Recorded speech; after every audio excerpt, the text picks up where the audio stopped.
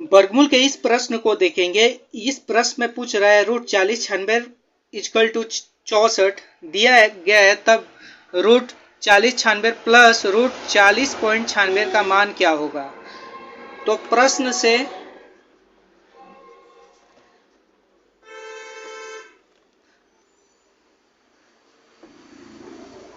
Root 4096 और plus root 40.96, तो 40 root 4096 का मान 64 दिया गया है और प्लस इसको हम ऐसे लिख सकते हैं 4096 और बट्टा में पॉइंट है तो 120।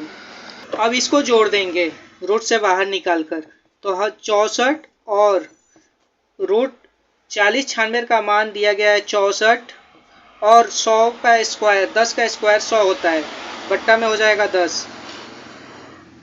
तो ये 64/10 को हम लिख सकते हैं 6.4।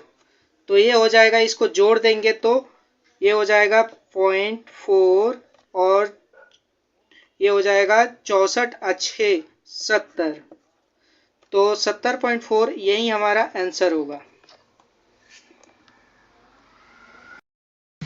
वर्गमूल के इस प्रश्न को देखेंगे। इस प्रश्न में मान ज्ञात करने के लिए कह रहा है और प्रश्न दिया गया है कि 248 प्लस रूट 52 प्लस रूट 144। तो इसको सॉल्व करते हैं। तो इसको सॉल्व करने के लिए हम क्या करेंगे कि 248 प्लस रूट 52 अब प्लस में हो जाएगा रूट 144, ये 12 का स्क्वायर होता है तो 12,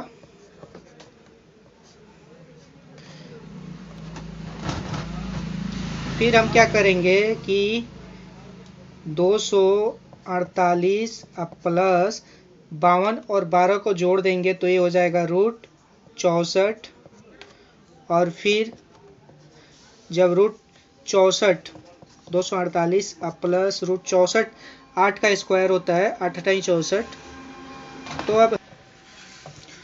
तो ये 248 में 8 जब जोड़ देंगे तो ये हो जाएगा 208 48 में जोड़ेंगे तो 256, ये हो जाएगा 256 और 256 जो होता है 16 का स्क्वायर होता है तो 16 हमारा आंसर हो जाएगा। वर्गमूल के एक और प्रश्न को देखते हैं। इस प्रश्न में पूछ रहा है कि कौन सी संख्या पूर्ण वर्ग नहीं है। तो जैसे कि इसमें दिया गया है option number A 841, option B 529 और सी 198 और डी उपरोक्त सभी। तो जैसे कि पूर्ण वर्ग होने के लिए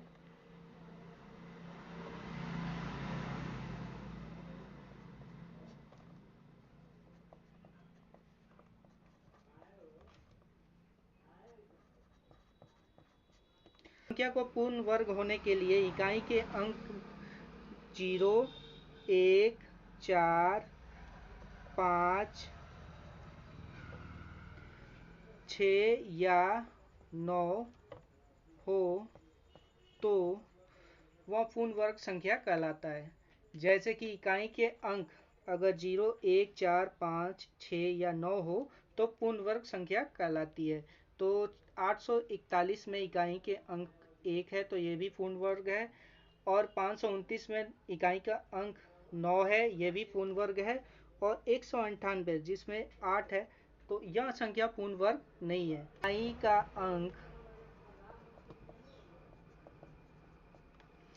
अंक 2, 3, 7 या 8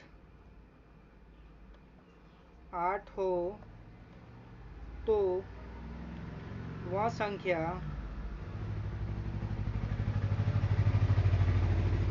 पूर्ण वर्ग नहीं होती।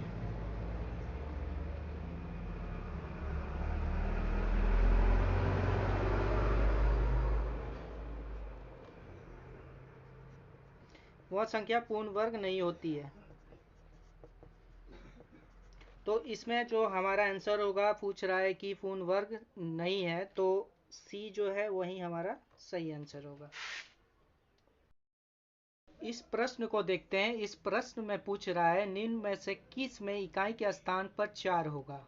तो जैसे कि ऑप्शन दिया गया है, ए का 14 का स्क्वायर दिया गया है, बी में दिया है 62 का स्क्वायर, सी में दिया है 27 का और डी में दिया है 35 का स्क्वायर। तो जैसे कि हम जान लेंगे इकाई के स्थान पे क्या होगा, तो उसके लिए ए ऑप्शन को लेते हैं। तो 14 इंटू 14, तो ये जो होगा इकाई के स्थान पे 6 आएगा, 4 चौका 16।